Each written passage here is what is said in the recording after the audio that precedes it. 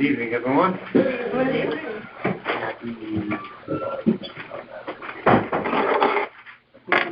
Yeah, we got five. Okay. Yeah, we're good. So. I know Jamie wasn't going to be here. Yeah, he's in Cincinnati. Yes, Jen.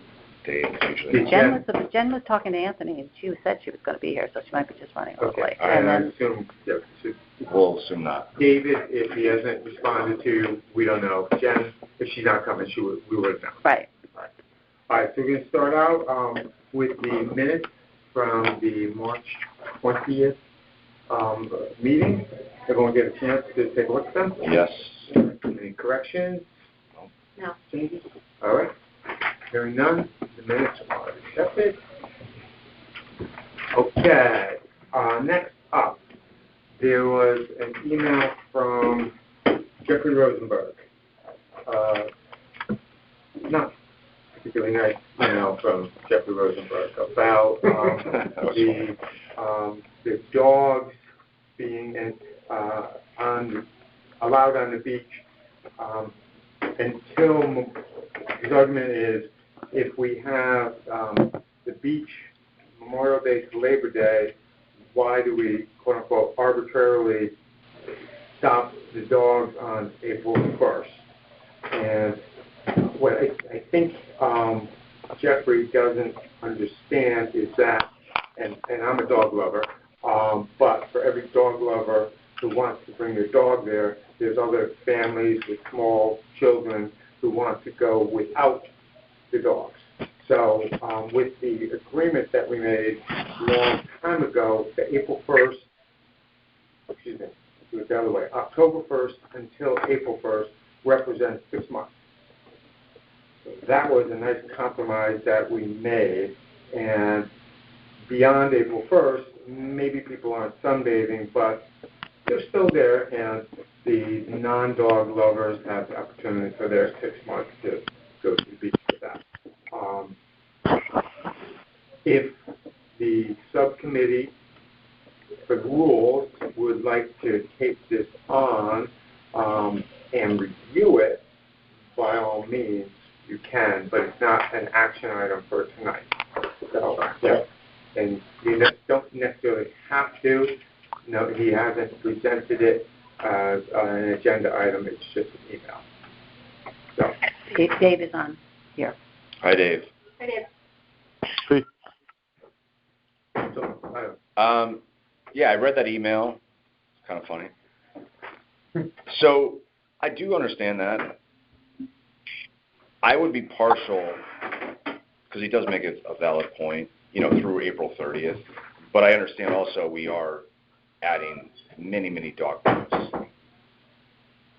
So which way I swing as wind blows. But I can understand maybe bringing that up, another 30 days if the rule subcommittee wants to discuss that. Just bear in mind, you're going to have the other side. Yeah, no, I get it. Before us. But I'll leave that at the discretion of the subcommittee. Yep. And I have no dog in the fight, But no, I do understand that. You can get kicked out for things like that. My dog is 18 right now. She's tough. Yeah, and that doesn't have to be a decision. No, you got it. Okay, I'm just going to put that out there, though, for you guys. Okay. All right? Thank you. Okay, next up, Jada, and I hope I'm pronouncing that correct, Williams, representing the Anne Hawan Foundation, and request to host the first annual field day for charity event on Sunday, June 2nd, at Roger Sherman from 8 a.m. to 5 p.m.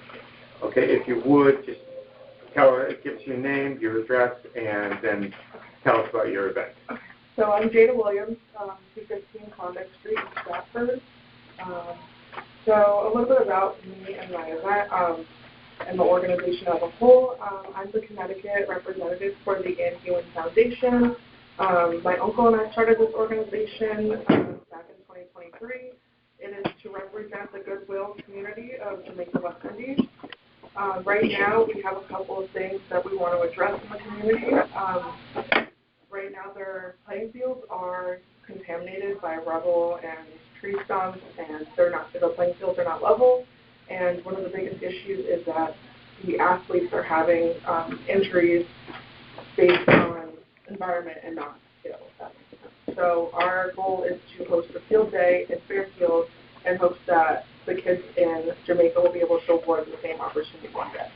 So more about the event itself, I want to host an event that will offer different sporting events like dodgeball and kickball and other stuff like that. I will have children from 5 to 12 years old. This will all be Fairfield children. Nobody really outside of Fairfield. I'm not busing anybody from anywhere. There will be a 4 and under event that I would like to have. This will be guided, a parent and me kind of event on the side. And I have a full schedule of when lunch will take place, since this will be an 8 to 5 event. I will have kids come at 9:30. I think that 8 o'clock to 9:30 would give us enough time to get set up. And then from 4 to 5, that's when we'll break everything down and close. Children should be gone by 4 p.m. For that, lunch will be a bring your own lunch, and we'll have coolers for the kids to be able to put their lunch away. Water stations will be provided so the kids can refill their water bottles, and hydration times will be set throughout the day so kids can stay hydrated. For parking, I know that was a conversation that I had with Ms. Brown. I spoke to Sergeant Mike Holmes. He is the Fairfield Police Department Special Service Division. He oversees parking enforcement in the public and town. He told me that he will give me instructions for our volunteers. I will not have parents parking at the event. This will be drop-off, but the volunteers will be. And he said that he will give us a permission slip from the police department with their information on it, and they approve us to park there at the event. They will not pick it up. Any other questions? Yeah, I'll just ask a couple. So Kelly, June 2nd, are the fields at Sherman used for softball or soccer or anything There else? was nothing on that day, so I put a temporary hold on it until this meeting so that we could find out if it was approved. So it's not in conflict with anything. No season that uses that every Sunday? No. Okay. No, Sunday. Event Sunday. There's a couple modifications, guys. It was looking at that. Yeah, it was crossed off, so it's Sunday, June 2nd. Yeah. Right. Correct? Okay. And the other question I have, how are you going to advertise this to get the 125? Okay, so I work at GCA, which is in the same complex. A lot of the kids are going to be off that weekend because they are hosting recitals. So all the gymnastics kids and ninja kids will be off. A lot of those kids have said yes. Also, my mom and I, we babysit and nanny throughout the community, so a lot of those kids and their friends also said yes. I will host flyers in GCA, and if anybody else's family wants to send it away, that's fine too, but it's a lot of word of mouth. I think it's Kristen and Bridget and Dylan. So, I don't see why you have to limit it to just Fairfield kids. I mean, I think more the merrier. Because of parking. Okay, all right. But if you're able to figure that out with the police department, yeah. And then, who's Ann Hewen? Just tell us more about her. Yeah, I can tell you. Yeah. So Ann Hewen is my great aunt. She was a pillar in the Goodwill community in Jamaica. Her goal was to make sure everybody's needs were met, and when she passed away, there was kind of no one who stepped up. And we saw a lot of changes that were negative in the community. Places are run down, things are not being addressed, and people are hungry. So me and my uncle decided that we would replace Ann Hewen and be the pillar for the community. Thank you. I just wanted to mention that the Fairfield Half Marathon is on June 2nd, and I know it's in the relative area. Mm-hmm. Will there be any road closures on beach? That I don't know. So I will have to. Oh, gosh. Yeah. That's going to be tough. Okay. I mean, it might eat into your time a little bit, so you might need to tweak your start time. Yep. So maybe, I can get a map into a motion, we could kind of say, like, with the availability of roads being open for your start time. Okay. Okay, so just so you know. Are you Thank you. flexible on that day? I am flexible on that day. All right. Because, yeah, if they're coming up beach, Yeah. you know, your people are gonna have a hard time. Yeah. Yep, I understand. You know, No. I don't know the exact route, I just know that it's in the beach area. I will So- get the route. Right. No, it ends in Jennings. I don't know where it starts. I think it's, Yeah, maybe it starts. It's 12 miles, so it's a lot of road. Yeah, I'll look up the course right now while we're just There you discussing go. it. That's why I don't run. okay, all right, so we have a little, we're not there yet. That's okay. There's still gonna be some questions, That's but fine. that's something that we'll look into depending upon where we go with this. Yes, thank you. Dylan, did you have a question? I did have a question. Okay. Here's another question. I went on the internet and was looking, for information about the foundation and all that. Is this the first event you're holding Yes. anywhere? Ever, yeah. Okay. The organization was just started in September of 2023, and we kind of had an event in Jamaica, but it was partnered with another organization out there. So this is our first event for Antigua alone. I'm sorry, when you gave your address, Yeah. when you started, was that a Fairfield address? No, it's Stratford. Stratford. Okay, so, why Fairfield and not Stratford? Stratford. Because of where you work? Yes,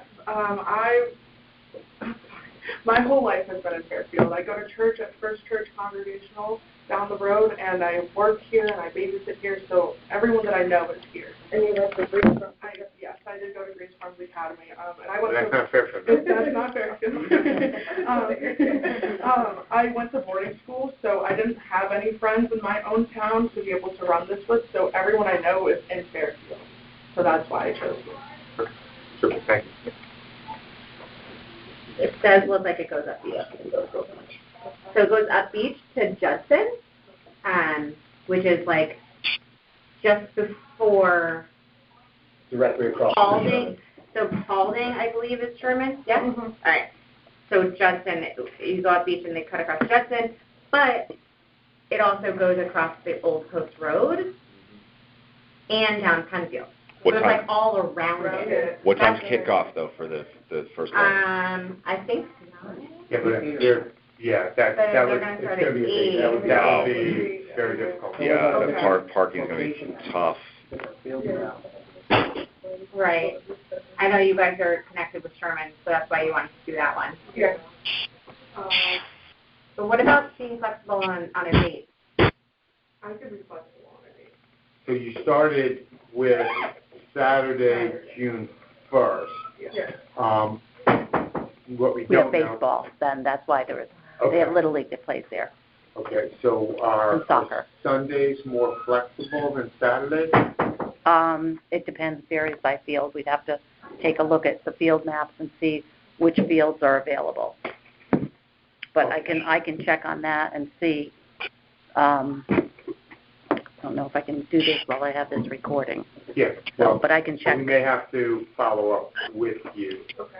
Again, this isn't an approval, we still have to go through the process, but if it's approved, we may have to follow up with you. And I think what we can do is target June 2nd to see if would you be flexible for location, if we could go away from the beach to, or we may have to look at June 9th or something else.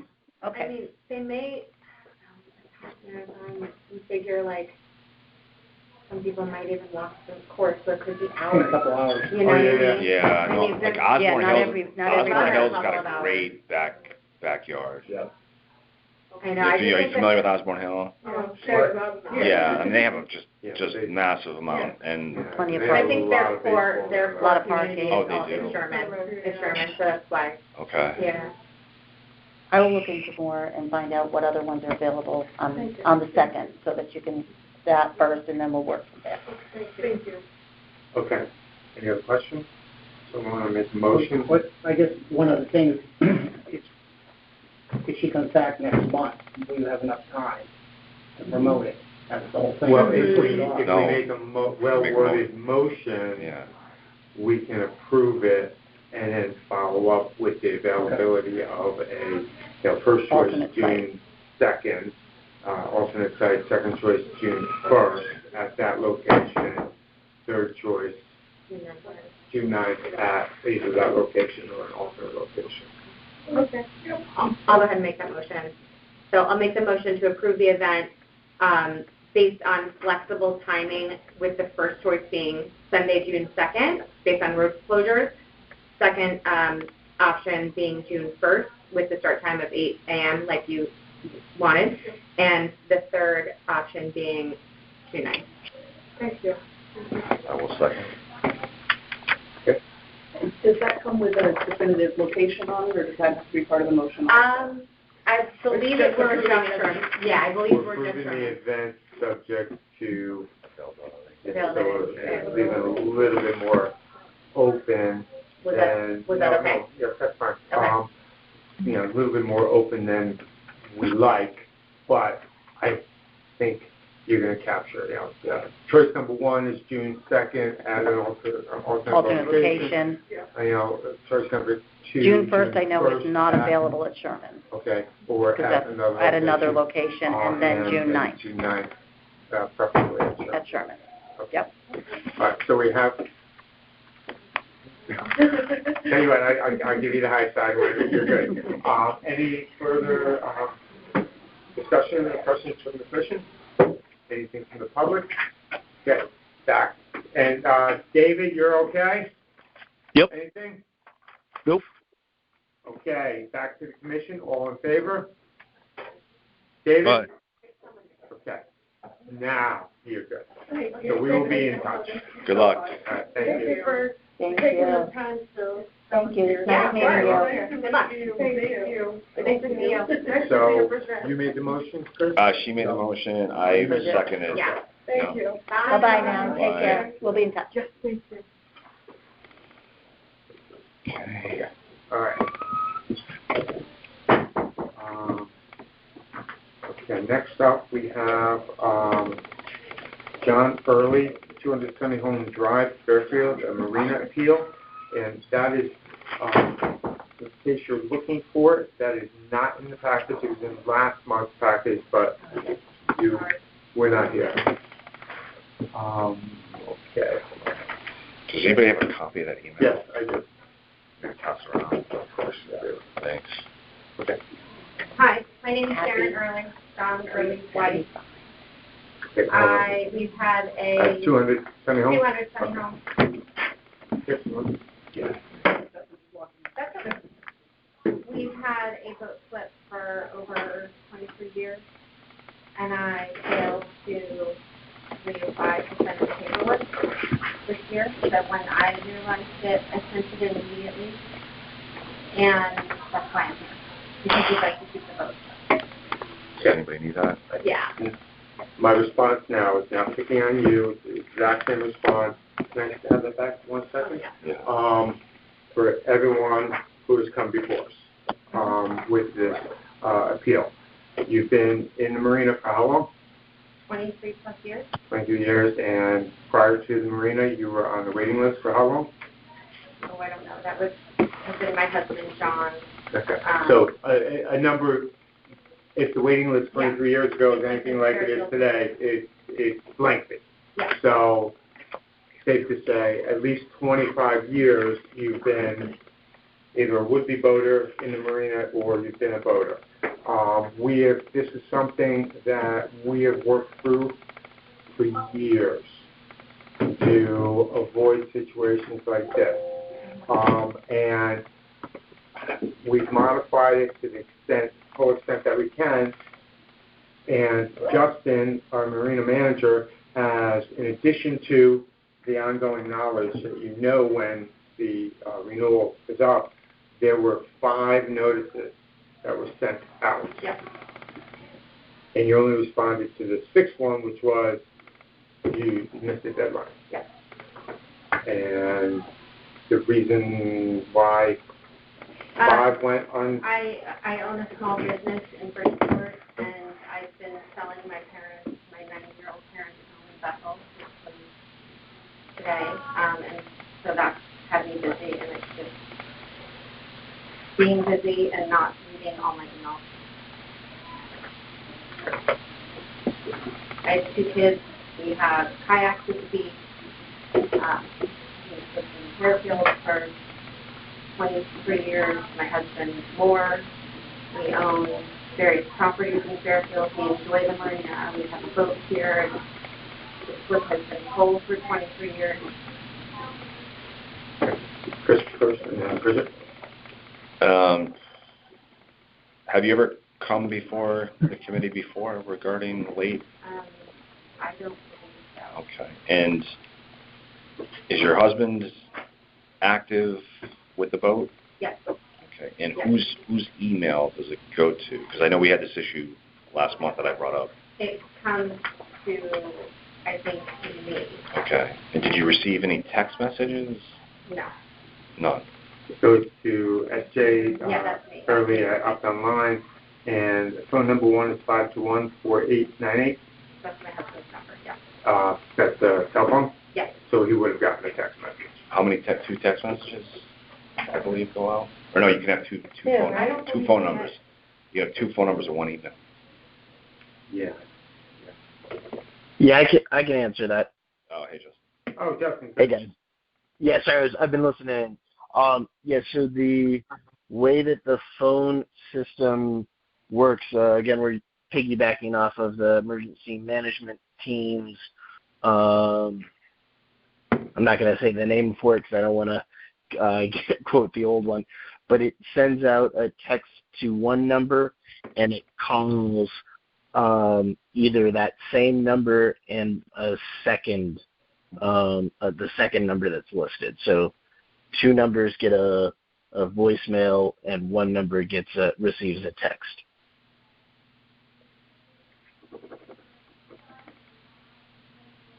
I don't believe my husband gets a text message. That's the marina. Can I ask a question for Justin?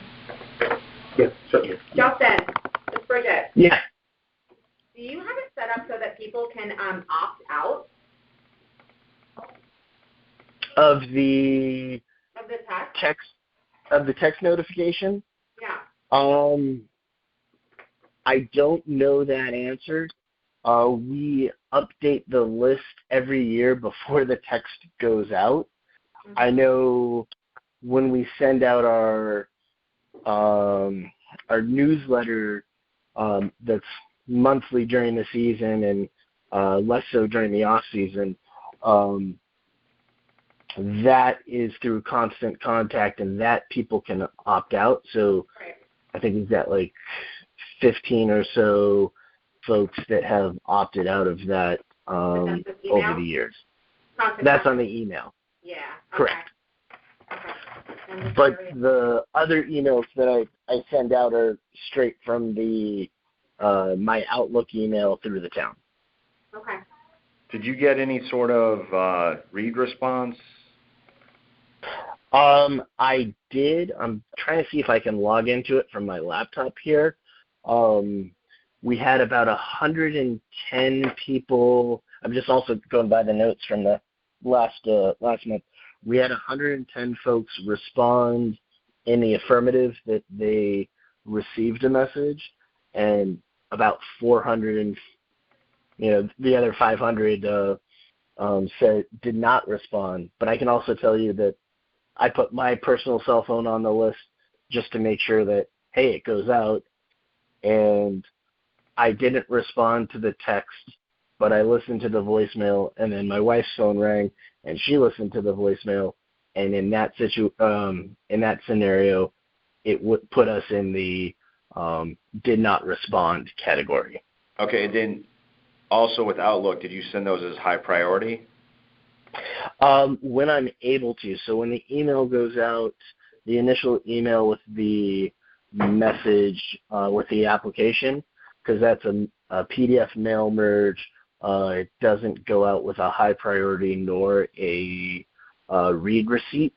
Doesn't have that capability, but the 1 week reminder and the 2 week reminder goes out with a delivery receipt.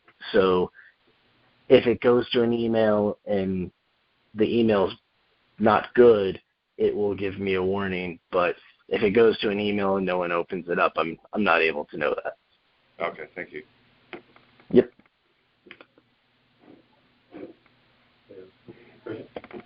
Did you see any of the emails? Yes, I did see the email. Okay.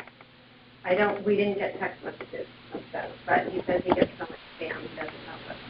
But Did you see the emails prior to the date? that it was due? Yes, I saw them. Okay. Any questions? Okay, good. Anyone want to make a motion to accept the, I'll make a motion to accept the appeal. One second. any further conversation? Any conversation from the public? Back to the commission, all those in favor? Aye. David, was that a yes? Yes. Okay, all those opposed? Okay, congratulations, you'll have your foot go. Thank you. Thank you, everyone.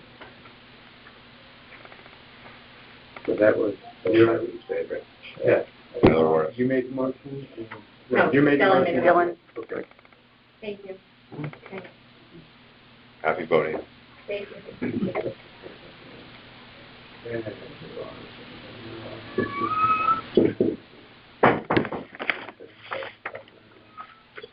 Okay. Okay, next up we have the rules subcommittee.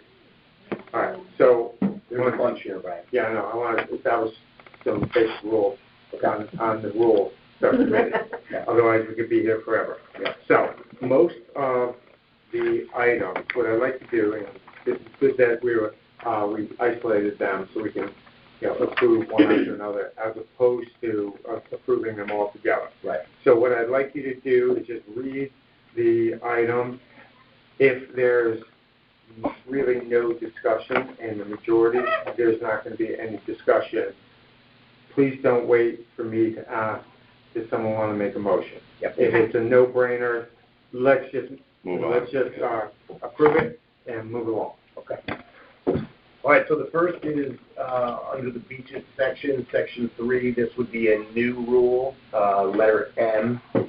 The use of town facilities for private enterprise is prohibited without express written consent from the Parks and Rec Commission or their designee. All approved requests are subject to permit fees, indemnification, and insurance requirements. Okay, we just went through this. I'll make a motion. Second. Okay, any further? And by all means, if there's any questions, jump in immediately, but if not, let's just go through. Yep. Okay, any further discussion? I only have one question. Is this something that has been an issue at the beaches, and so we're looking to add this in as a protective measure, No, or? I think most of these are just to keep it very Explicit? legal. There have been periodically people using the beach for, I don't want to pick on your business, but there's been groups who are down there for yoga or something on a regularly scheduled basis without approval. What? That's not me. No, I'm not saying he was just an example. An example of, I know you're not specifically yoga, but there have been, and it may have been years ago, but I've been here for a long time, and it's been brought to our attention, so this just makes it very specific that we can go down there and say, So people could go down there and do yoga together, but if someone's going to do it and charge for it, that's where you got the problem. Right. Correct. And I apologize if you misunderstood what I was saying. Okay. All those in favor? David? Yes. Yes. Okay. Okay. Item number 2.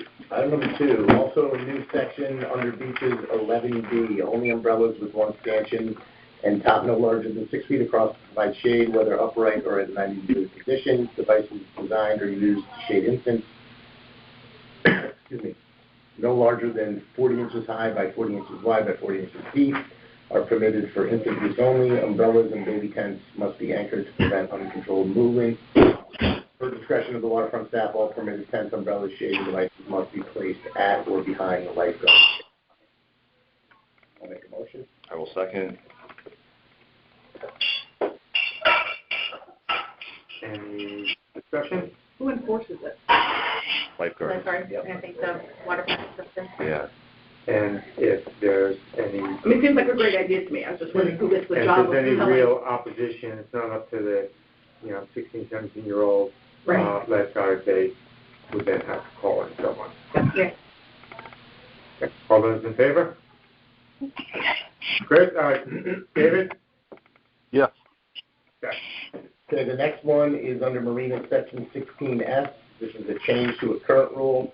Hovercraft, here's the current rule. Hovercraft are prohibited in the South Benson Marina and the Yacht Yard. Proposed change is hovercraft and e-foils are prohibited in South Benson Marina and the Yacht Yard. Okay. Quick question before. Okay. What's an e-foil? Yeah. It's one of those like hover boards that goes over the water that they've been launching from Jennings and the marina. It looks like a small surfboard with a giant tail to it. So how's that different than a hovercraft? I think it's just like a new Oh, it's just name. a different name, Yeah. marketing. New design. Hand device. And, Okay. the hovercraft is Those things are cool. is one that's towed from behind the boat. Got And it. there's a specific business in Fairfield that's like new since COVID that's been launching I saw that. stuff. Oh, That's okay. why we had to Okay. get specific. All right. You were making a motion? I'll second. Any further questions? My only question is why at these two places and not the beaches in general? Or is that not a safety issue? I think maybe because you can launch a kayak Right. from Penfield that we said that would be a safe place for them to launch. Mm-hmm. Never seen them. It's really cool. They are It's like Back to the Future. Yeah, they're over Yeah. Cape Cod all the time. Maybe we'll rent one and have a commission outing. Ooh. We should. All those in That. favor? David? Yes. Okay, number fourth, under Marina, Section 16B, this is a new rule. Only Hubble-style, three-prong, marine-grade shore power cords can be plugged into shore power pedestal at large slips unattended. No other electrical cords can be left plugged in while unattended at any time. Extension cords may not be left unattended between complementary outlets or on small and medium slip docks. I'll make a motion. Oh my God. Okay. Any discussion? All those in favor? David? Yep. Okay, the next one is a change to a current rule under the Marina section, Section 16Y. Current rule is for the purpose of assigning slips.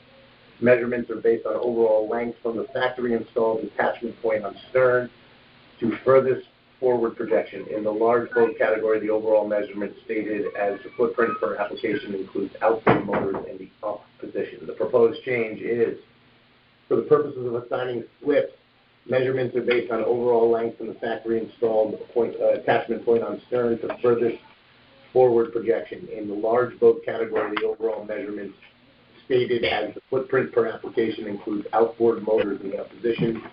Dinghies at the yacht yard are measured from the forwardmost projection to the stern. I'll make a motion. Second.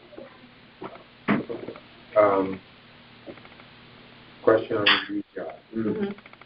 Okay, so the issue that we had last year was the fact that the boats were within the acceptable amount, but then the motors in the up position put them over.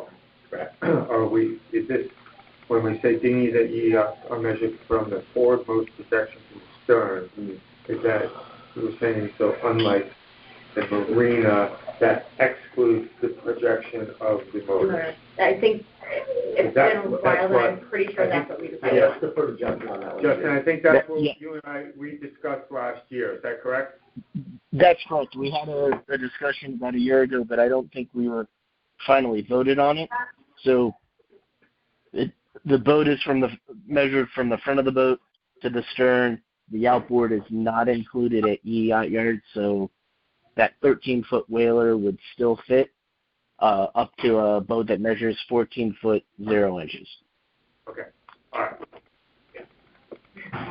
Okay, I'm sorry, and, who made the motion? I did. They did. Yeah. I second.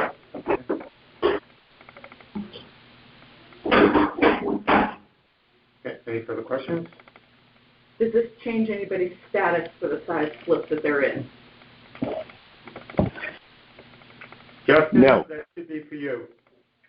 No, there were two that were grandfathered in because they were about an inch over, but it it cleans up the rules going forward for anyone else coming in. So what happened last year, if you don't recall? It sounds familiar, There were a couple of sailboats that had been in GEOP for many, many years, that were, as Justin said, 1 or 2 inches over. And it became an issue because while they were 1 or 2 inches over, all of the boats with the outboard were, I don't know how long an outboard is, but 2 or 3 feet beyond what the sailboats were. So I'm like, okay, that doesn't make sense. This one is 3 feet longer than the sailboat, and yet we're saying the sailboat doesn't comply with our rules, and this one does. So that's why they were grandfathered, and we're making a hard and fast rule. All those in favor? David? Aye. Jack, thank you. The next one is under Marinas, Section 16Z. This will be a new rule, similar to the one in the previous section. For beaches, it reads, the use of town facilities for private enterprises is prohibited without express written consent by the Parks and Rec Commission as addressed to me. All approved requests are subject to permit fees, indemnification, and insurance requirements. I'll make a motion. Questions? All those in favor? David? Yeah. Okay. Okay, the next is Marina Section 16AA. This is a change to a current rule. The current rule reads, the Parks and Rec Commission and/or police shall remove or cause to be removed and stored at the expense of the owner any vessel moored or anchored in violation of Section 16. And the proposed change is the Parks and Rec Commission and/or police shall remove or cause to be removed and stored at the expense of the owner any vessel moored or anchored in violation of Section 16. Unpermitted trailers or trailers left beyond the permitted storage date will be fined $50 a day and will be considered abandoned after 7 days. A question on that abandonment. So, are we saying that they will max at the 350 just after this 7 days?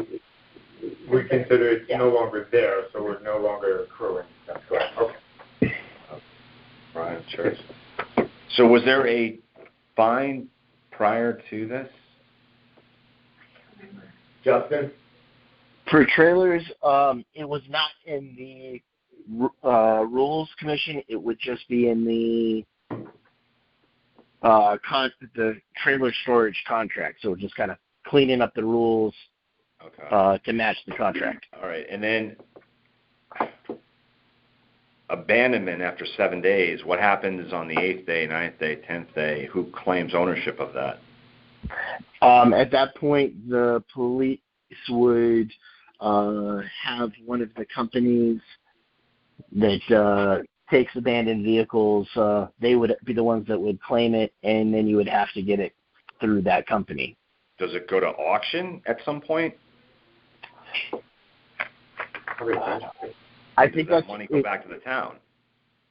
I believe at that point that it would be the company. It would be through the impound lots as opposed to back to the town and the Parks and Rec department. I would just like to find more. That's a fascinating concept. I would just like more information on that. I'll see what I can find out. I'll talk with a couple of again, if somebody picks it up, town takes ownership, goes to auction. Does that come back to the Park and Rec department? Does it go to the general fund? It's a wormhole. There's fees and all that. right. I believe once it's impounded, I think it goes to the company that gets the deal. I want to get on this drift. All right, thank you. No problem. No one made a motion. Oh, go ahead. I will second. Okay. Any questions? All those in favor? David? Aye. Playground. Playground park, section 26, new. This is similar to the previous two. The use of town facilities for private enterprises is prohibited without express written consent from the Parks and Rec Commission or their designee. All approved requests are subject to permit fees, indemnification, and insurance requirements. I'll make a motion. Any conversation? Questions? All those in favor? David? Sorry. Aye. Said I. He said aye. You said something else too. I didn't catch Said it. sorry. Oh, all right. Thank you. Okay. Okay, next is scheduling and fee rules for use of fields and parks, section 36. This would be a new rule, 36E. General resident youth and adult leagues and activities at the formally recognized organizational level that consists of at least 95% Fairfield residents, with no individual team consisting of more than 20% non-residents. This is at the discretion of the Parks and Rec Commission, subject to approval by the Parks and Rec Commission annually. I'll make a motion. I'll second. I have a point of order. Should we have discussion? We'll have discussion. This one I will put to the public for discussion. Yeah, I would like that. Can I ask one question before we start? That first statement isn't a sentence, Yeah, I don't know. so I don't understand what's even saying. I understand the numbers, Right. but it's not a sentence. You an English teacher? I hate to do this, but can we have more time for discussion? Sure, Could I'll you remove the motion. Yeah. And, that's not saying that you're not going to be able to, Yeah. but, of course, but I think this one is going to take a little bit of discussion. Okay. That's not part of it. What's It's that? missing something. I apologize that I didn't notice it before. No, read this through. I know, and I don't think this is how it was originally set at. So what we're trying to establish here is that those teams that consist of at least 95% residents, that no more than have to come over here. 10% non-resident, they are formally recognized Will be formally as an recognized. organization. Yeah. Clarification, not team, you're saying organization. Organization, not Yes. team. You use the term team, so. We Organization, okay. Because Right, there's multiple teams within the organization. right. So what you So similar to what we have done in the past with, like, for example, the Fairfield Falcons and the Fairfield Nationals, they came before us to be recognized as an organization. They consist of 100% Fairfield residents. So because they consist of 100, we recognize them as an organization. So then they get their own set of, they have special fees attached to that designation. So what we're trying to do is we're creating an additional level here for those teams that don't meet the 100% criteria. But they're already an Organization, organization. They're already an organization, so what does it mean when we recognize them as an organization? As They a can get their Fairfield, blanket permit. right, Correct. That's, so that's, that's really what the, Call for the any season. organization is assuming the larger, like Little League or Pop Warner. If those overall rules allow the teams to have non-residents, we will allow them to have non-residents. Right. That's not up to us. What's up to us is that in a case like that, Where they fit in the fee structure. the fee structure, and we do not grant the blanket permit.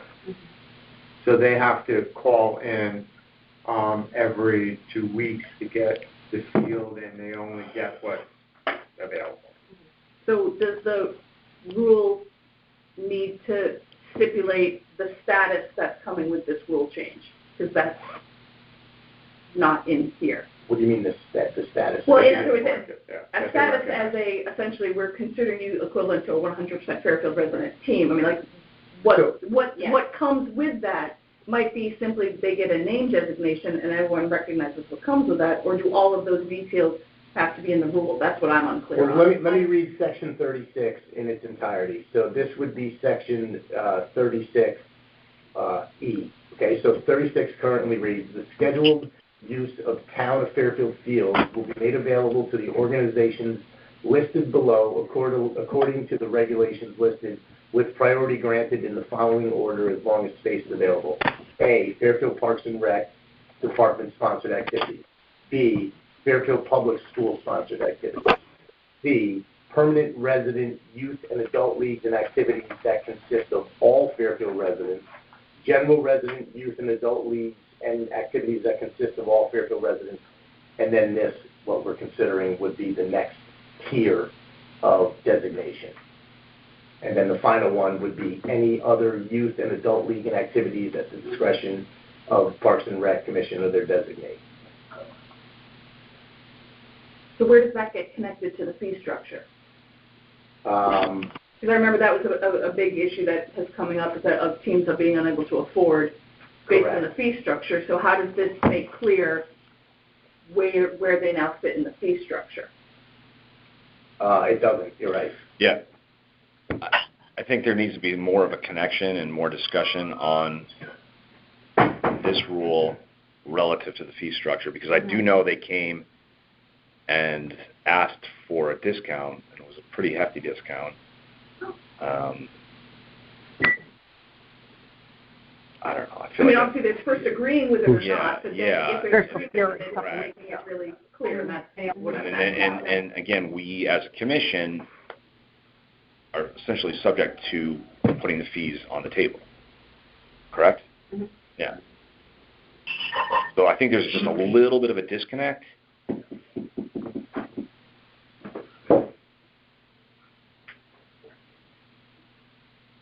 Just reading through the various sections. This is a big vote. Well, section 39 finally addresses the season permit with 100% players. Yeah, and the blanket permit there. What's period baseball? Girls softball, fast pitch. Because that's a travel team. Yeah. So they're a nonprofit. Yeah, but they weren't 100% Fairfield residents. They had to go back to Board of Ed. Why would they get any discount at all? They're nonprofit. Whomever is speaking, could you possibly mute your phones? And they would also be allowed for public discussion as well. Mm-hmm. Okay. Yeah. At the time. Yeah, but we're not public. We're going to bring up public discussion soon, please. Okay.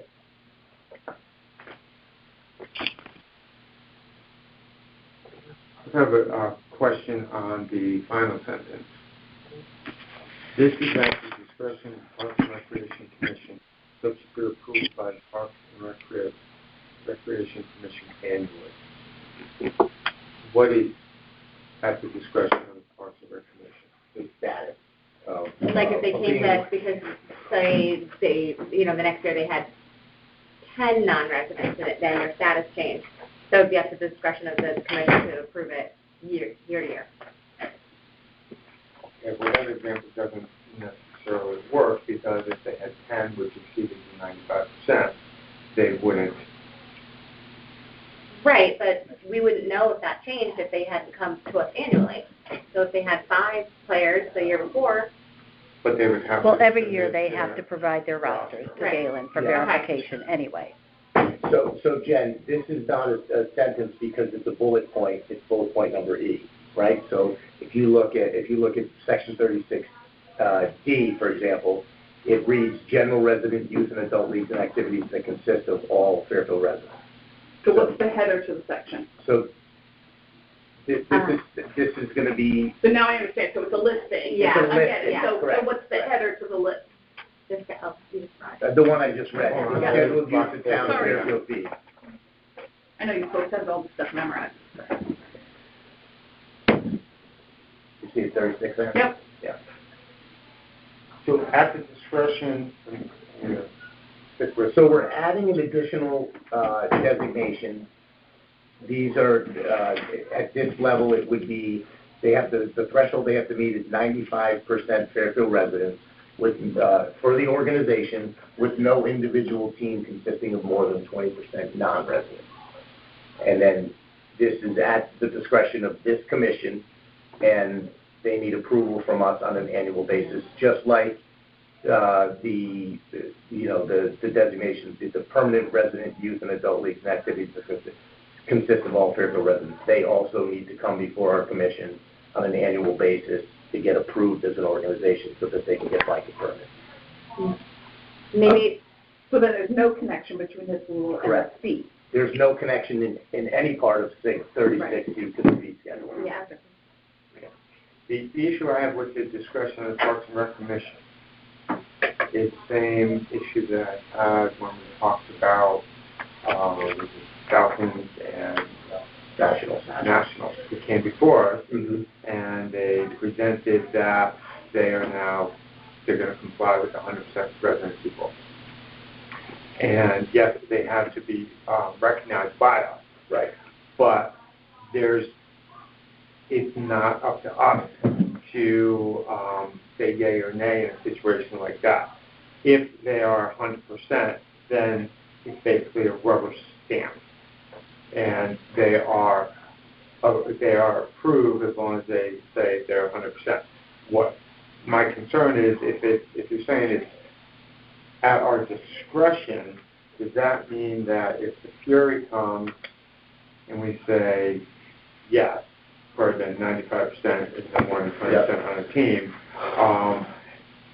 we can't leave it open-ended enough that if the next group comes in and presents the same way, that we have discretion to say no to the next group if they comply with the 95 and 20%. Right. The discretion, I think, is around the idea that you need to prove this to us. So you need to provide rosters, and you need to, throughout the season, make us feel comfortable that you're meeting this threshold. And then every year they'd have to come in front again. Correct.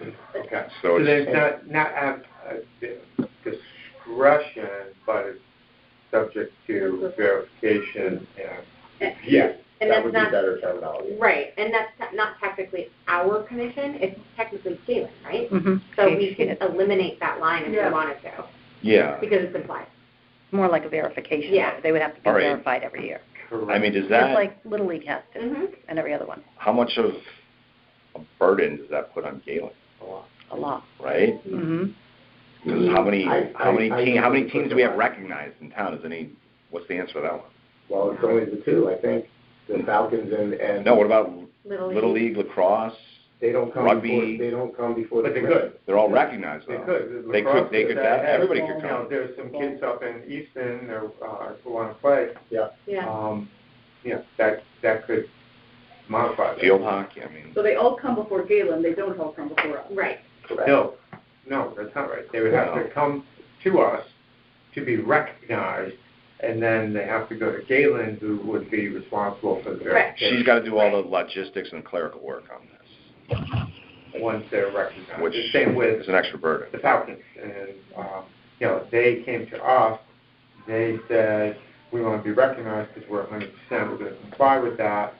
We recognized them, and then they were off to Galen for the blanket permit. The problem I have with it is that you now have all-star teams, travel teams competing against the regular league, and the Nationals and the Americans. Now you're scheduling, your regular season plus all-star games or travel teams during the same week. I think the kids are going to be shorted in the long run. And then the kids are at the lower end are going to be forced out of sports because when you're bringing kids in, you can only have 12 kids that are on a baseball team. So you're going to be bringing kids in from another town, and kids are going to get knocked out. And I think the long-term effect that you're going to see, those kids at the end are going to be forced out of sport. And it may only I be think one or that's two per program, but it may be one or two per But program. that's the economics of the situation we're in. That, you know, I don't think that it's this rule. That's just the way sports are going. Everybody's going to travel, so you don't have the money to play, you're getting. Why does it have to do that, though?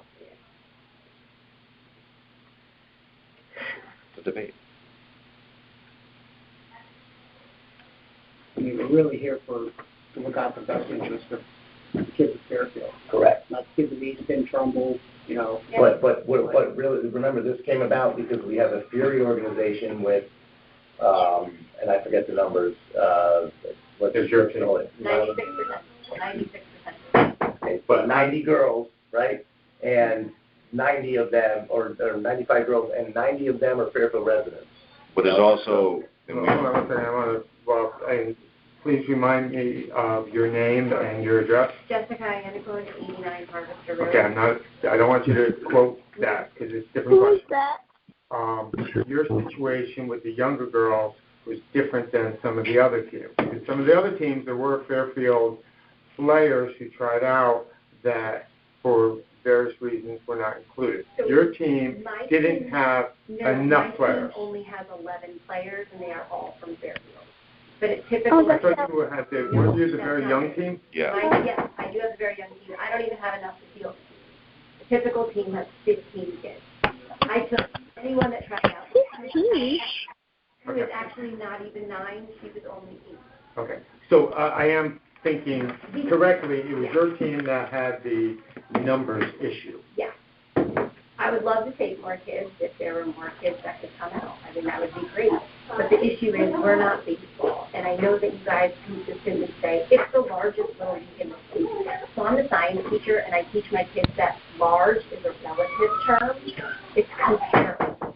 So yes, we have the largest little league in the state. Our little league in the spring has 34 10th graders. 34? 34. In the fall, it had about half. There's just not enough girls compared to the number of boys. That's why there's 5 travel teams for boys in Fairfield. There's 1 organization. We have the same number of kids on our 6 teams as a typical boys travel team for 3 levels. I mean, they have 15 to 20 kids, and they cut people. We're barely scraping enough together. And as a matter of fact, right now we're down to 10 because one of our players just got injured.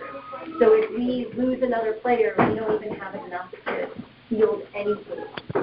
And that's a disservice of a girl. And I know I said this, and you guys say, I don't understand. There's plenty of opportunities for girls, but there really aren't.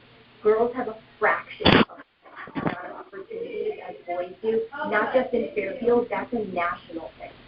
That's why Title IX came out. And I'm pretty sure Fairfield doesn't get money. So I believe you guys do need to comply with Title IX. We're asking for an exception for our girls to get a chance to play. Without this, our girls, I'm not an attorney, but I don't know if that would necessarily No, that's an be a Title NCAA. IX, That's an NCAA. Issue. You know, the 100% residency rule. Again. No, I'm just saying getting an opportunity. Sometimes girls need an exception to be able to get the same opportunity that boys do. I'm saying that's why Title IX came out. Right. So girls could get that same opportunity. And if we don't have enough players in Fairfield, we cut teams. That's Fairfield girls losing an opportunity. My 3 children went through Ward High School. They all played lacrosse. When they were freshmen, you know, they were all, you know, pretty solid players as freshmen. They were playing on the varsity, but there just weren't enough players, so they were forced, even though they were playing on the varsity, to play on the freshman team. They didn't have enough, most of the teams did not have enough players. So the kids, they went to all their friends who were in the school and said, you gotta try the sport, you gotta try it. And I don't know if that's a possibility for you, but I know there's a lot of different organizations, even at our high schools, where if the kids didn't do a lot of recruiting, or the families didn't do a lot of recruiting, the team would fold. I think there were some questions here. So you mentioned baseball, and I know, having my son playing coaching, that baseball is age-based within the calendar year. Is that the same as softball? Can I take? Yeah. So, kind of. If you would, just for Kelly, if you would, Yep, you know the rule. Yeah, Ellen Kieran, 55 months up the street. Thank you. So I say kind of because softball right now, like our overarching body, we have like 3 different bodies that are competing against each other in the travel world. And they don't want to get on the same page. There's a lot of butting heads, right? So we have USSSA, who's still going by calendar year. We have ASA, who's just changed to and September 1st cutoff. What's the other one? US. That's US. Oh, US, and there's one more. And then there's Bass Fish Nation, big in Connecticut. They just also switched to September 1. Okay. So it's not a clear-cut answer. I don't mean to answer you, but it's also different from baseball in that baseball, and correct me if I'm wrong, my son's only 8, 9, he hasn't started travel world yet, but baseball is doing 8U, 9U, 10U, 11U, 12U. You can do leagues, you can do tournaments under that. Yeah, so softball does not have that. Okay, so that, and I'm just going to kind of position then further, because I know baseball is like a September to September calendar year kind of thing. That's not even a calendar year, but it's, September to September. And, when I grew up, every sport I ever played, it was 8 to 10, 10 to 12, 12 to 14.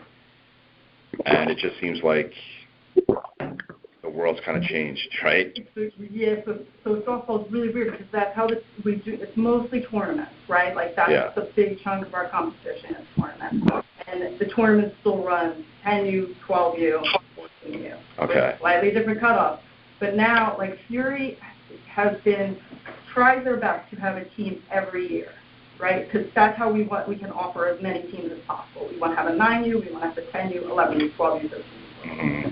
As we get older, it gets harder and harder to field teams because one pulls out here, they want to go to a more regional program, maybe even a national program if they're good enough, right? So your numbers then keep getting smaller.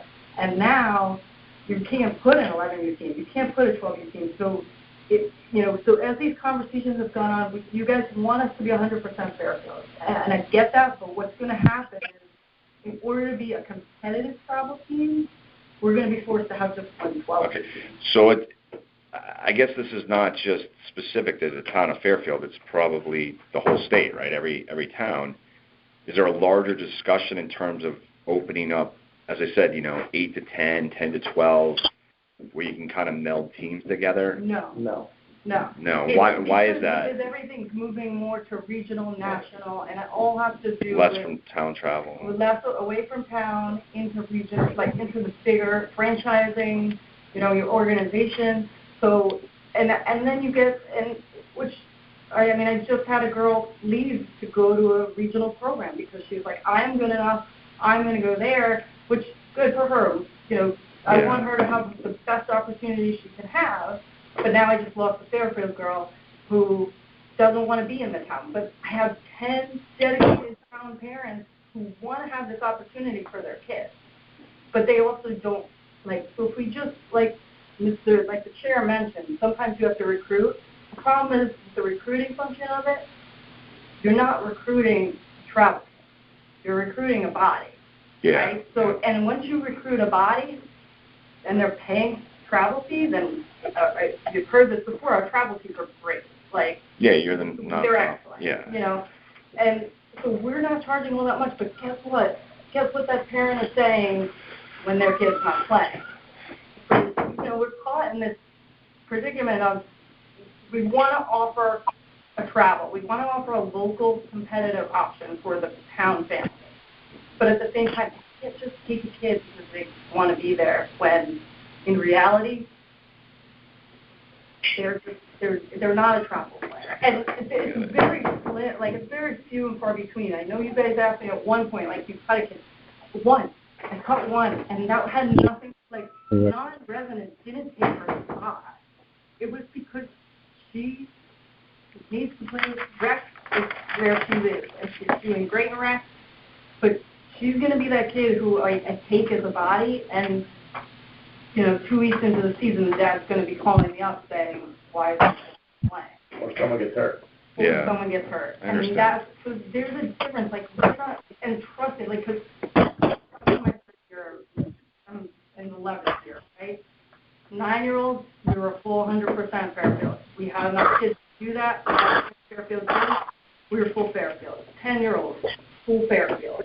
11-year-olds, the numbers got tough. Like I said, I lost one girl. I lost another girl from another program. Everybody's trying to find the right fit for themselves, and the numbers are just not there. So, and like I said, it's not. And trust me, if 2 kids come to me and one's out of town and one's Fairfield and they're the same caliber, I'm not taking out of town kids. I'm not. I understand. We're just creating an additional layer here at the very bottom of the priority list, so that organizations that meet this threshold can get a blanket permit. Right?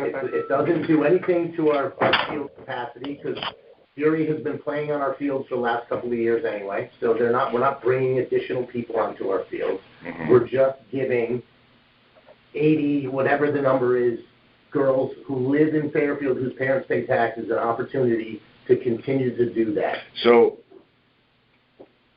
with such few players, why is it so difficult to call in every 2 weeks and get? We're not allowed. Because that's not. Told we're not allowed. Yes, that's not part of the rules. Or, excuse me, no. Well, we were told we can go and get fields at the $100 per hour rate. And that's for us, like, look, we're not here to pay $0. Like, that's not what we're doing. We were told we can't call up for resident permits. We get it, we're an organization. But at the same time, and we're fine picking and choosing after everybody else has gone. And I mean, if we keep going back to the blanket permit here thing, honestly, I don't even want a blanket permit. All I want is a reasonable rate. Okay, I think that's what, and the blanket permit was a different section, right? Technically, that says Section 39, yeah. Right. So here, this is where the opportunity is to put in Section E and tie it to an added column on the rate schedule, just like the Board of Ed. Board of Ed, you look at their rate schedule, they have 3 different columns, right? It's based on what column you fall within. So here's the opportunity to say, okay, let's approve, Section E is a new section, let's just tie a new set of fees to it. That is reasonable. I just used the bathroom. $100 per hour for 95% residents, not reasonable. We're going to get to you. I promise. We're going to get to you. But we're going to have a little more discussion, and then we'll I get. just wanted to say, someone had mentioned. Like I said, we're going to get to you. Believe me. This section is different from all the others, and we know there's a lot of emotion and a lot of different ideas out there. So, I understand what you're saying. I don't think I'm going to be in favor of the approval of this, but I could see supporting one of 2 things. I could support a situation on an exception basis, and I don't think Galen's going to love this, but I can support a situation on an exception basis where a team needs additional bodies, and it's not a general 95% or 20% rule. And I also could see supporting would have to come up with something reasonable for this section on a fee basis. Because, when you came to us and said, I forget the number, based on the hours, it's going to be $43,000 or whatever the number was. It was a large number. I understand. That is not going to be tolerable to go to your families and say, okay, it's going to cost you $820 to play. I don't know if that kicks it back to you, because nothing's getting approved for this year. But if you're okay with the 100% stipulation, why are you not okay with the 95 and 20 stipulation? Because 95 and 20 brings us to, and I have a question for you with regards to Section 36, which we'll get to in a second. Lacrosse could come to us. Soccer could come to us. Football has already been to us. Lacrosse has already been to us. And if we start with this modification, it could open up Pandora's box. PAL could come to us, and now that impacts the indoor season as well. And I'm not comfortable with that. So this is my question now. Section 36C versus D. So I get a little bit behind those. Permanent resident youth and adult leagues and activities that consist of all Fairfield residents. That's what we're saying the Falcons now. The Falcons and the Nationals, yeah. So D is what falls under category D? Yeah. We talked about that for a meeting. I don't remember what the difference was between the two, to be honest. Because I want to come back and possibly answer my own question. Because if Fairfield Youth Lacrosse, if they're going to go from category C down to E, and they drop way down in the pecking order, and then they're not going to get field space, they probably aren't going to go out and get those 3 kids from Eastern who are superstars. But if they go from, C to D, and it's really not that much of a difference for them, they may say, hey, these kids are really talented, and they want to play,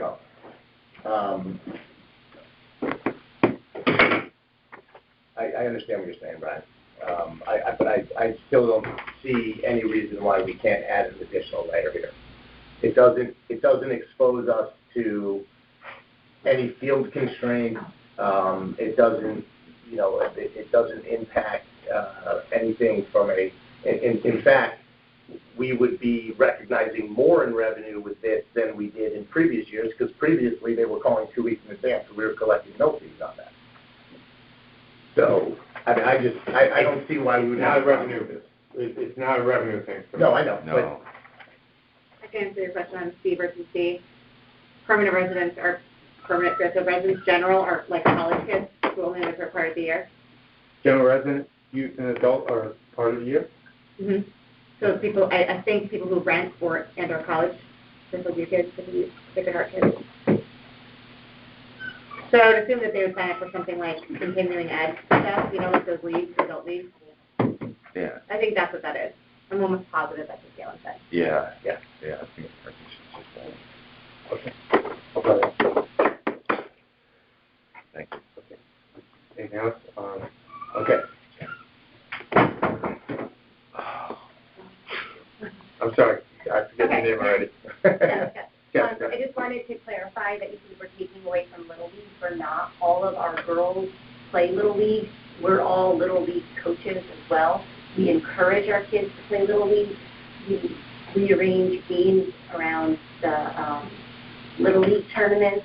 All of our girls play in All-Stars. We don't put any games or practices during All-Stars, so it doesn't, have any way of interfering. And I think the biggest difference and the reason why we did come forward and ask for an exception is because, unlike all of the boys' travel teams, which are extreme money makers and for-profit, we are non-profit. All of our coaches are not paid. We charge such a minimal amount. We just want to give girls an experience. We're not out here, filling our pockets to make money. All of the hours that we put in are completely volunteer. And I've worked as a professional coach for over a decade, and I don't want to go back. I love doing it to be with girls that want to be there. We are the Parks and Rec Commission. I know. We know that. We've all coached. No, I know, but all of the boys' organizations are for-profit, and the people that are... Yeah. Okay, and I know they've changed. My kids went through Wakeman on lacrosse before it became Fairfield Youth Lacrosse. So, everyone in the room, I believe everyone in the room has coached, and we have given countless hours just for that reason. Residents got permission to run, organized sports in Fairfield and make $40,000 a year off Fairfield kids, and we're sitting here volunteering our time. It crushed me. I'm not going to lie. My kids just want a chance to play. I think, and also, like, let's keep in mind, this is about the residents of Fairfield, right? So if we don't give them an opportunity to participate at an affordable cost here, then we're saying to 80, and I'm sorry, I don't know the numbers, my memory is terrible, but we're saying to 85 to 90 girls in the town of Fairfield that they can't play on our field, and I can't get behind that. And I think, Jessica, We're not saying that. you make a good point. But We're not saying that at all. I know, but what we're saying is if we don't implement something like this, we're basically saying that we're turning them away. I think, what Brian said, though, I think we're creating a whole nother category. We don't need really an exception we're looking for make an exception for one We league. asked for an exception and you guys denied us. Yeah. We asked for an exception, we were not given Well, that's what we're any talking sort of about now, that's what I'm rebuttal. There was saying. no rule that allowed for exception. Right. So that's what we're saying, that we're about giving an exception to your league, because next thing you know, we're going to have all these other leagues, and I'm going to tell you, football, 20%, you're going to have, you're going to have 6 out-of-town kids on a team. I think, so you're Okay, going sir, and everyone, 20 years. no, sir, we're not, We don't need kids from out of town. We don't. okay, I'm going, this is a discussion now amongst the commission. We're giving you guys a lot of latitude and a lot of time. We will be here until, we come up with an answer. We'll give you a lot of opportunity. Right now, we're please don't shout out, or, I will recognize you all. If you raise your hand, I will get to you. It might not be immediately, but right now the commission is discussion. I'm sorry, go ahead, Bill. No, I feel that we can make an exception for a league or for a team. So I think that's what we should focus on, as opposed to just a general blanket rule, because we're opening up to every other league now. And say, well, we can bring a couple kids in. And they've never not thought about that. Football, for example, or whatever. When I coached football, we were short on the older kids. We needed kids from Bridgeport, but we couldn't bring them in, so we were at a disadvantage. And we could have, we would have brought kids in from Bridgeport that wanted to play for it. Okay, so what I'm trying to say is, though, I think we're making look at one team, and if they need girls, then we say yes. And if not, then we don't make a blanket policy for everyone, because people are going to start taking advantage of it. Yeah. But it's still 95% Fairfield residents. So, I mean, you can take advantage of it to a degree, yeah, but it's still 95% Fairfield residents. We're still allowing the people who live in this town and pay taxes to use our fields. We're not saying that they can't. We're just saying is, if you want to and you're in a bind, then you come before the commission and then we talk about it for that specific team. So yeah, I'm in agreement with that. The one issue, the caveat to that is, as I think you said in previous meetings, the parents do have to write a check at one point ahead of the season. So if they're mid-season or they're pre-season,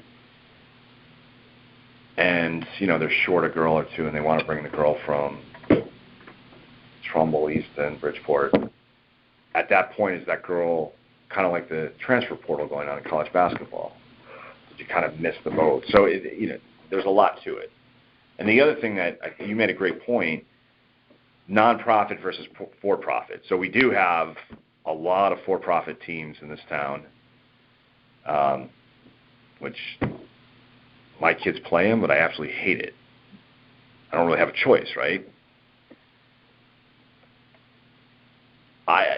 I lean towards giving, the opportunity to the nonprofit versus the for-profit. I think that's just, we're here for that.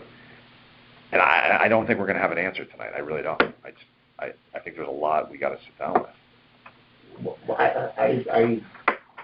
we're just creating an additional layer, guys. I don't, we're saying, okay, you don't meet the 100% threshold. Let's do a 95% threshold. Well, why can't, why can't we just maybe have the situation where, again, over the next year, we see if a team comes and they're in a bind and they need to pick up a person out of town, a child out of town, a player out of town. Why can't we kind of just try that out? These girls have a season that they need to, the season is starting. It's already started, so. Right, well, sorry, we're preparing now for next week. Okay. Yeah. And that, I I can support that. I can support addressing a situation where there's 10 girls and you need 13 or 14. Well, that's 95 and 20. But it's over 95. But I don't want that as a blanket agreement in our rules. I would be happy in a case such as this that there's 10 girls and you just can't play in a league such as this with 10 and they want to go to 14 because they've come to us and they've exhausted their efforts, and I'm willing to go to 14, which is going to be 28% of the team will be out of rather than do a blanket. But then you're talking on a case by case basis. Yes, I am. Yeah. Right. So and that's what we do with St. Thomas and the tennis court. And I would prefer to have a standard that is for everybody. 95%. It's easy. It's clear. Yeah, but we're here to do the hard work. That's why we're on this commission. We don't want to make it easy. It's not. It's creating a standard. It's the same as the 100% threshold that's already in the rules, but now we're just adding an additional layer. All right. I think can we move to a motion? I mean, we're going around in circles here. Yeah. All right. I'd like to make a motion to approve under Section 36 a new layer E, that would read general resident youth and adult leagues and activities at the formally recognized organizational level that consists of at least 95% Fairfield residents with no individual team consisting of more than 20% non-residents. Second. So I apologize for asking this again, but having listened to all of that, so this would qualify as a new rule. This would then qualify an organization that then needs that for the blanket permit to get field access. But because they're not 100% Fairfield residents, they're still going to be paying a fee, which organizations have found to be exorbitant. Is that correct? No. They're paying a fee, but it's different from the non-resident fee. Where is that stipulated? In another section. Yeah. No, not in the section in the rules. It's in the Parks and Rec Galen has brought the schedule before us. So all benefits of a current 100% recognized organization, blanket permits and the per head fee that is charged this would. So anything qualifying for a blanket permit gets that fee. So giving them this language, that's what I was wondering. This would, put that on the same level as, it would be a tier down on the pecking order for the blanket permits, correct? But everything else would be the same. Well, the fee's going to be different, right? If they're not going to pay the non-resident fee, they're not going to pay the 100% resident fee. What fee are they? Right. They have to pay one or the other. Galen was going to come up with a new fee schedule with Anthony. Right. And that was the last we discussed. Okay, right. That's new news. And that has to come before us. Yeah, but that Correct. was our meeting in, She brought it before us a couple of meetings ago. We didn't vote on it. We didn't take any action on it. February So that's 7th. a separate issue. All right. Yeah. Okay, so then retracting what I said. So from a blanket permit, it would be the same as the 100% resident. However, it wouldn't be in Section C. It would be 2 tiers down from that. That's but correct. they could still qualify for blanket permits. Correct. And the fee will not be the whatever it is, $25 per person Correct. for the season. It's going to be whatever is newly determined. Correct. Yeah. Okay. And then one other question, would it be possible to insert the phrase nonprofit to differentiate? I mean, if that were the, I'm just asking, like, it's a, I don't know what my phone does. You have for-profit versus non. Say it again? That's what she's mentioned, and I agree with that. For-profit versus non-profit. for-profit has all Fairfield residents. Yeah, but, again, these organizations, Oh, yeah. I'm partial to the nonprofit. Oh, I see. I think we all are. So if that sentence incorporated in, now I'm trying to figure out the logical place to do it, the idea of nonprofits, then that would very much restrict who's qualifying for this and also give an opportunity to try out the rules. Or is there a reason that doesn't make sense? We don't have that. Totally open. We don't have that written in the rules. I think that's something that.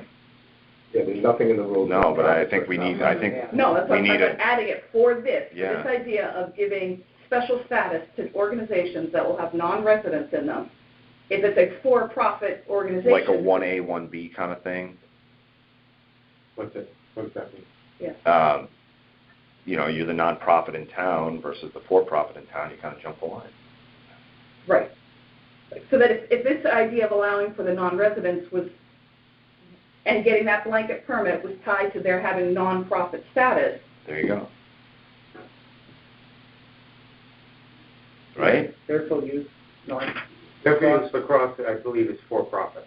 they are, because I know football's nonprofit, Their coaches get baseball's a paid. nonprofit. I know that. Coaches get paid, so maybe they're still far. Yeah, but even if a coach gets paid, that's Yeah. They may still be under a 501c3. Yeah, I know football. Yeah. So, because I was thinking, that would slow the groups in, but the fact that their coaches get paid does not necessarily define whether they're Well, 501c3 status is not something we grant to anybody. So if Correct. they have that, that's Correct. then you're nonprofit. They've done the work. Exactly. Yeah, and you could pay the coaches and whatever, so. Right, exactly. If you And qualify. so I'm guessing FUSA and Fairfield Youth and football and PAL, they're all probably not-for-profit. Correct. So that think would so. not help us out. Yeah. All going to be? Like the clubhouse, it's a profit, There may be, yeah. There may be- Well, Rage, Wolfpack. Raise Wolfpack. nonprofit. Yeah. I think there's. Really? Didn't we have an issue with them paying their bills at one point? Yeah. I don't think they're definitely not nonprofit. My kid played for them for a little while. Yeah. yeah, but remember, they could pay their coaches and still. Yeah, I would find that hard to believe, but yeah, who knows? Okay. Okay, so we have a motion. Do I need to reiterate the motion? Is everybody clear on Yeah, it? we have it. It's everything up to the discussion line. Any further discussion? Then I was going to offer up amendments, so please just don't second it if no one's interested in it. But adding the general resident youth and adult nonprofit leagues and activities at formally recognized organizational level. And I'm not positive just how impactful it will be, but I think it at least addresses maybe a degree of concern. Mm-hmm. Again, I haven't done all the homework that you guys have done in terms of, exactly how many people would be qualifying for this and where, because I agree with you. I really would worry about organizations, and I don't think that's the people in the room. No. I would very much worry about organizations figuring out ways to take advantage. But that's one thought. That at least would knock some out. Mm-hmm. So that's the amendment I offer him. And I withdraw my second and second the amendment added.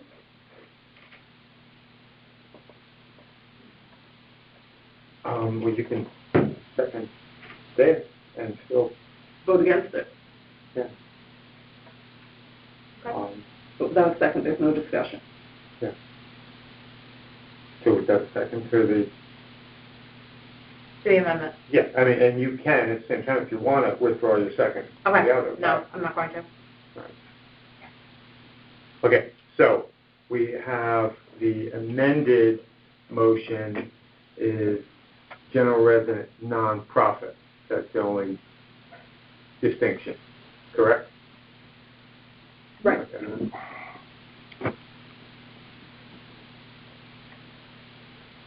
I do not know all the organizations in town. It is a lot of them. We had that general meeting a couple of years ago where everyone said that, and I think I said this before, and it was like a meeting of the gang.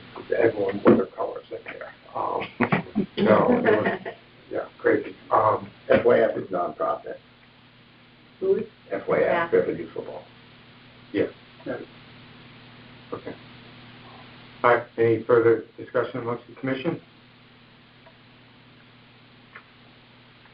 I'll put it out to the public. Anything new? Anything you want to add?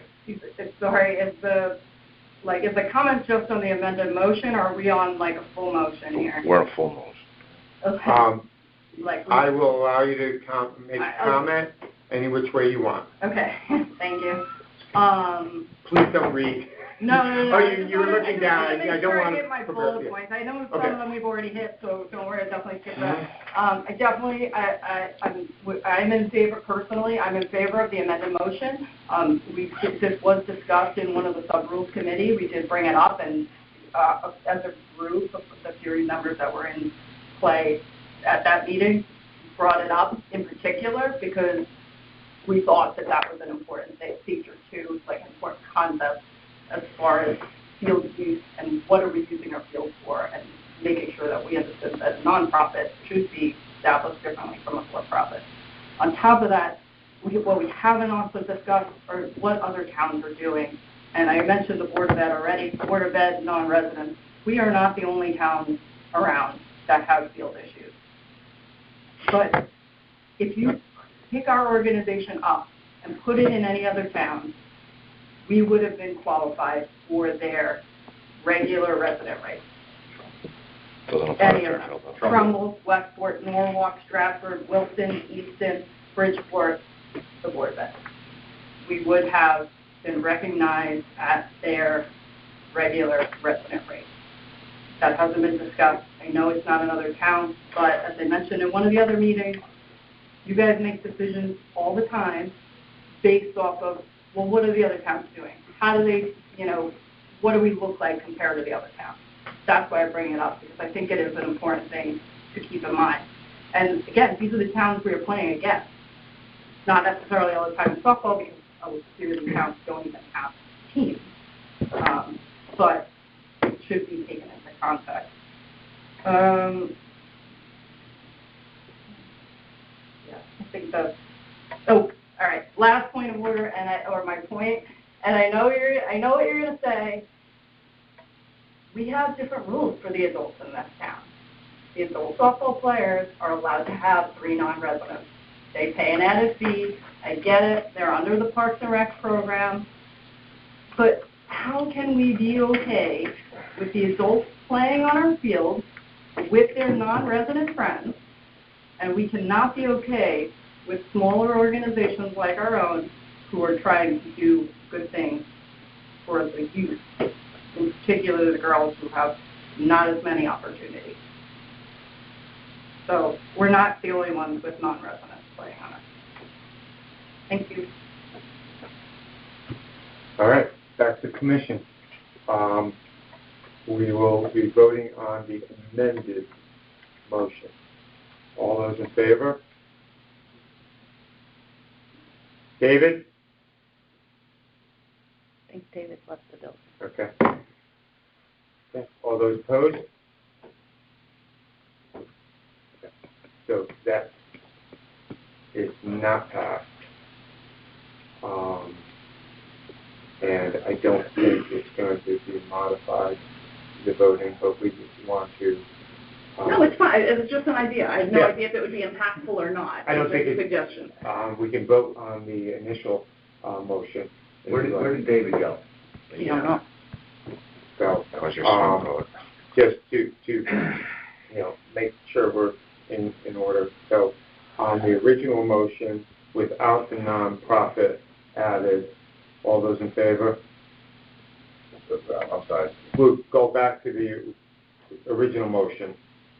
The amended motion was not passed. We will vote on the original motion. Not sure if this is, I just want to... Can I ask one more question before we get to the vote? I'm feeling really uncomfortable when I'm in any position of a swing voter as the Board of Ed rep on this. I was wondering what would concretely be the reason against this vote? That's what I'd love to know. And no, because that's, all of the points have been, that's why I'm having a very hard position I here. mean, we've been talking about that for the last 45 minutes. Yeah. And so, but what would be the key downside? Downside. I mean, what I would love to, or if there's a way that we could postpone the vote and consider an alternate language of how do we have exception language that we could add, because I know before it was just this is a cut and dry rule. But obviously, that is not before us. Exactly, that's what I understand. That is not before us, that is not part of this motion. Yeah. You know, we can. Yeah, I don't think this is dead. I just think, like, we're here at a point in time, maybe it passes, maybe it doesn't, but I think this is a debate and a discussion which is going to continue. So it's not to say that whatever we rule on tonight is the end. To Jen's point, though, like, what are three concrete answers? We also don't have a lot of our committee here, which is unfortunate, but... What are the concrete? I mean, Brian, you said it opens Pandora's box, but that's not, like, what are the reasons? I think one of the reasons is that you're going to take a team that's Fairfield National, for example. They can pull back and just now they can have out-of-towners. Like, I think Little League can do that anyway. You're allowed to in Little League anyway. We know that. Non-Fairfield. If they want to get the black departments in. But there's still the 95% threshold, so we're still allowing 95% residents to play. We know that. I get that. I want to keep 100% Fairfield residents, and then when the exception occurs, in the case of this young lady's team here, then comes before us and we make the exception there, as opposed to a blanket. And now we're allowing a lot more kids coming from out of town. I'm looking out for our kids first. Yeah, but we're including the girls that are on the Fury now. We're beyond. Let's bring this back to a vote. We're done with the public comment. So we're gonna, on the original motion, which is identical to the amended motion, except it doesn't have the nonprofit in that. All those in favor? Opposed? Okay. David, rejoin us. David, you on the line? Sorry, man. Okay.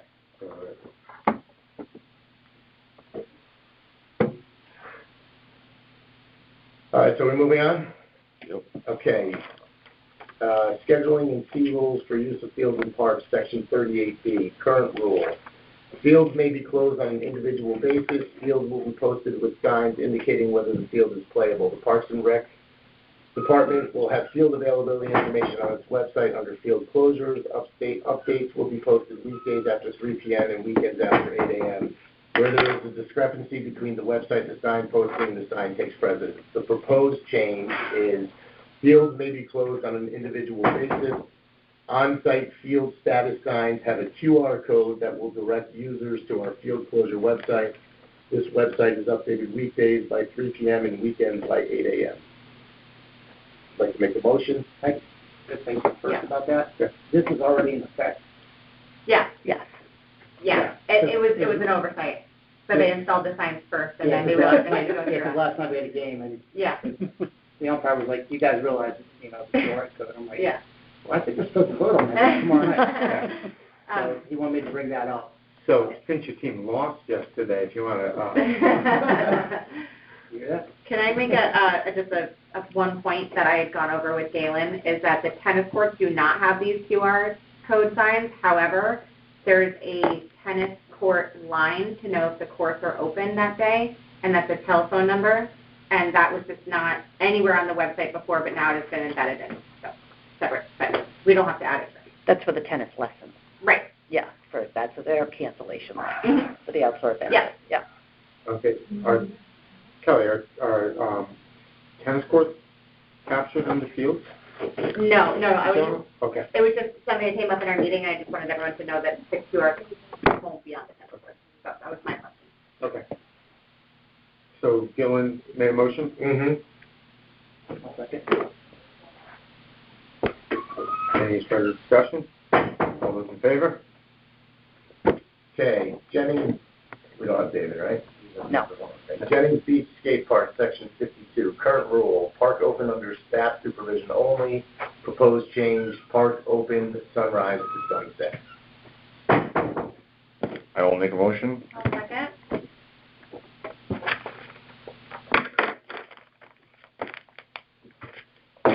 Any questions, comments? All those in favor?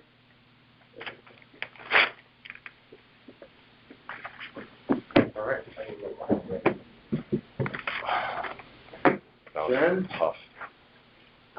So this is our downtime a little bit for Board of Ed as much as it gets because our budget is in the hands of other town bodies. It's now before the RTM, so looking for a robust discussion and vote in a couple of weeks. We are working on our long-range facility plans. That's more so focused on the interior of the buildings than they would be on other things, but that's something going on. We just voted in or are considering a new curriculum policy to get Board of Ed input prior to staff working on curriculum, which is something I'm really excited about. And then finally, the only other thing I think that would be of interest to this commission, since we've talked about it in the past, was the racial imbalance plan. We were told by the state that we had to amend our plan and submit that amendment by July. And so that's what the board is preparing to do, is come up with its new amendment for this is how we're looking to meet the statutory requirement. But now there is discussion at the state on possibly putting a pause, which mixed feelings about in terms of what exactly is that going to achieve. Is it just kicking the can down the road? Because there had also been something in appropriations to actually put money behind a study to find out what the benefit of this or not is for Fairfield schools, statewide, for school districts. That money got pulled, the study is canceled, so now we're looking at a pause, but we don't know yet if that's going to affect Fairfield getting an amendment or not. So that's it. Unless there are any questions. Okay. Thank you. And everyone has the director's report. Kelly, anything besides this? No. That was it. And then to suit the order, anything?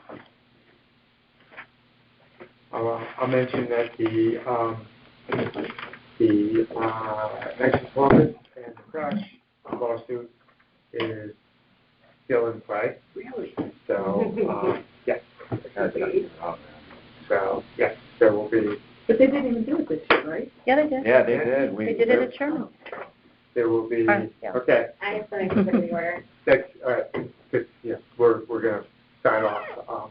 I don't know how this pertains to Parks and Rec, and if it does, it's more DPW, but I've talked with Anthony about the state of the parking lot that is owned by the town, and it is like an absolute atrocity. Like an accident waiting to happen. It's Okay, I didn't know if that was part of that. So the parking lot is unpaved, there are no lines, people park wherever they want, any which direction, there's like no rhyme or reason to any of it. And obviously my business is right here, so I'm impacted by it, as are my clientele. And I just didn't know if we could put in a recommendation with, I don't know, is it Parks and Rec? Who owns it? I've been told thought it was DPW. No, No, he rents no. it. He leases it. He leases it from the town. From the town. So I would like to just get clarification on that, and All right, maybe I can check with Anthony clean that and up. find out. Thank you. Okay. Yeah, we could. Yeah. Yeah, but, Right, but to a certain degree, like, I don't know who if you're plows responsible it. for paving a parking lot, you know what I mean? Like, I don't it know. should be paved already. Anyway, Okay. that's So now it. we're adjourned.